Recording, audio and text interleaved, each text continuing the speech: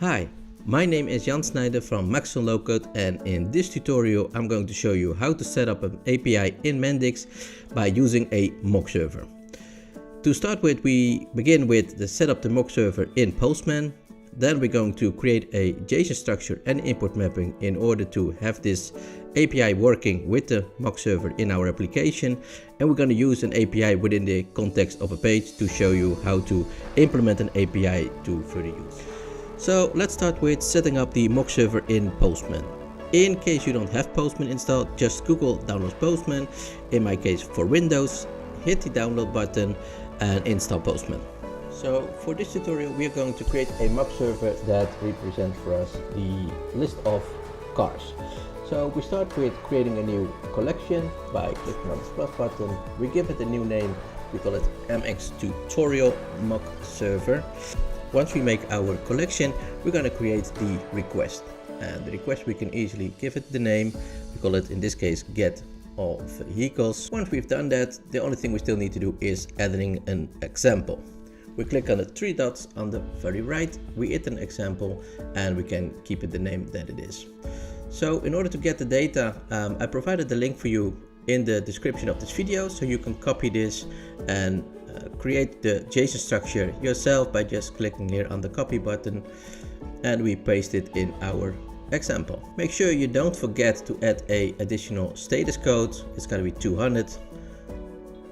And eventually the only thing left is to save it in order to use it by our Mockserver. So now the next thing we're gonna do is we're gonna create our Mockserver, and we do this by just clicking on the Mockserver. We hit the plus button to create it. We give the Mockserver a name. In our case it's our Mendix Tutorial Mockserver. We choose our collection, which is in our case the MX Tutorial Mockserver. We do this, we don't have anything for the rest, and we create our Mockserver. And Postman gives you the URL, which is important to us because we are going to use this URL later for making our request. You can easily copy it later by clicking on this. Now you have the URL in your memory, and we're going back to our collection. And what we're going to do is tell this collection that this is, for me it's already filled in, but in case it's not filled in, make sure you paste it here, and we can use it as our send, and we see that it's gonna give our 200 OK status back with a full filled API. Save it if it's necessary. For me it was already filled in. If it's not, double check that your request all vehicles has this filled out. So after we set up our Mockserver, the last thing we have to do is we have to implement it in our Mendix application. So I have here a new empty Mendix application. I called it the MX Tutorial Mockserver. It's built in 10.80.3, which is at this moment of recording the newest version. So just let's get started.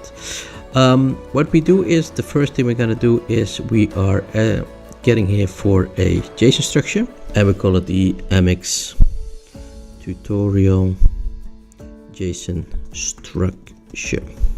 So once we have this, now what we have to do is we have to give it an example, and the example that we have, we took it from the link that is provided in the comments below. We also can go back to our environment. We go back to the example we have, we select them all, and we just throw it into this box. It gives a lot of things. We hit the refresh, and Mendix automatically sees what it is. So if we create a structure, it's a valid structure. So we have this. In my case I have two. I'll just delete this one because I'm not going to use this. So now we have the Json structure. What we have to do right now is we're going to create a import mapping. We do the same as we did. We call it the MX Tutorial Mockserver import mapping. We choose here the Json structure. We select one. In this case it's easy, we just have one. We do this, and let's now go and check all of them. So we can build automatically our mapping. We map it automatically, close it, and here's our import mapping. So the very last thing that we need to do is build a page in which we can simply click on a button that will receive all our data from the Mockserver that you just created. So let's real quick do that. So finishing up, and to complete the whole tutorial, first we're going to do is we're going to the domain model, and what we basically want is, instead of calling this a JSON object, which is a little bit abstract, we call it API card, knowing that the list we receive is the API card. I also want to make it persistent so I can show it on my screen. So I simply copy it, paste it, and I have a copy with everything in it, and I call this my persistent car. I make it persistent, which has all the objects in there, attributes I mean, sorry. And as you can see now, I have the persistent car with all the attributes in it. So let's go to the page. What we're gonna do here is we create a new data grid, and in this data grid I'm gonna have a list of course, the persistent car object. We fill it like this, and I just generate it automatically with all the so now we have this. It's called the button is called caption new persistent car. Let's say receive cars from server, which gives us a more logical name what the button does. In this case we're gonna tell them that it should call a microflow, and the microflow in this case is retrieve cars from Mockserver. We see that there is a little bit issue here with the data grid, so we take this away, the delete button as well, which will help us just solving this little issue. Let's go back to our microflow, and it's always to recommend to start at the end in order what do you want to have this flow return. In our case it's a list. What we want it to return is a list. So we want to have a list, but we first need to create a list in order to return it. So we create a list of persistent car, because eventually what we want is to import it from the server and store it as our persistent car. So we create this one, we have our list, and we tell them that this is the return value that we want. Of course there is still a lot to build in between, but for now this is good. So the first thing we're gonna do is we're gonna call the REST server. We're gonna call REST server. We just put this in. The thing we need to fill out is the URL. If we go back to our Postman, we see that this is the URL. We can copy it here, or you can easily go to your Mockserver, hit the tutorial, and click here the button. We copy this, we put this in there, and here we have our URL. For the rest, all is good. So let's go back to the response. We're not storing it in a variable. We want to have it applied to import mapping. And the import mapping we have is so far only one. So that's why it's very important to give it a proper name. So if you run multiple APIs, it's very, you know exactly which one you need to take. So we have this one. Yes, we store it in a variable because the response we have is a non-persistent car root.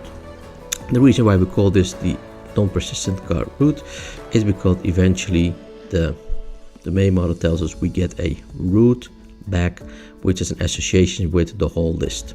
So therefore we don't get to the list directly, but what we have here is a root coming back, and all we do right now is going to retrieve everything over association. So as you can see here, we got the root, we need the association, so we do a retrieve over association where we can get our API car. So this is the whole list with the API cars.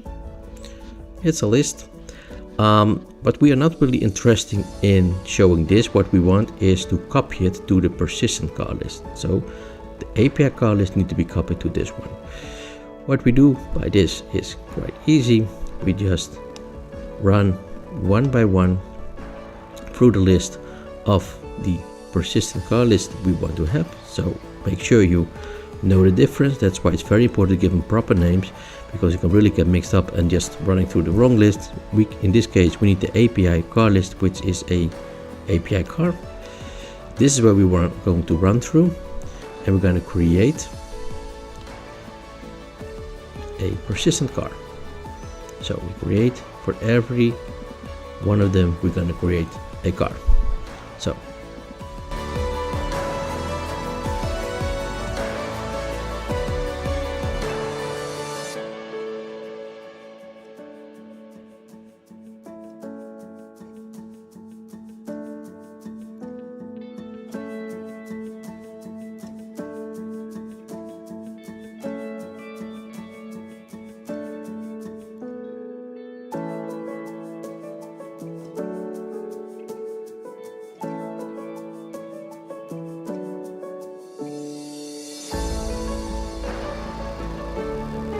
once we've set all the attributes in the new persistent car object that we are going to create, we create a new persistent car, we hit this one, and what we want to do is of course add it to the list in order to make our persistent list. So we're going to change the list. For this we're gonna tell them that it's about the persistent car list we want to change, and what we want to put in it is the new persistent car. So new persistent car gets into it. When it's all done, iterating through the whole list with all the non-persistent car, creating a persistent car, adding it to the list, we're gonna commit it, and we commit this object by simply telling them to refresh in client. And we're gonna, with events, we don't have really events in this case, but what we want to commit is the persistent car list. So now we have this committed, this persistent car list. It's going to be returned with everything in it, and since it got refreshed in client, it will show the results right away on the screen. So let's test this. Hit the button, receive the car from server. So now you see this is working. Which brings us also at the end of this tutorial, where we looked into how to set up a Mockserver with Postman. We look into how creating a Json structure and an import mapping in order to receive the JSON from the mockup server, and we built an API in order to build the actual connection with the endpoint that we created in our Postman application. So if you have any comments or feedback after watching this Mendix tutorial, please drop us a note in the comments below. Hope to see you next time by one of our other subjects. Do you have a subject that you would like to give us more insight in the setup of this video? Please let us know, and for now, keep learning.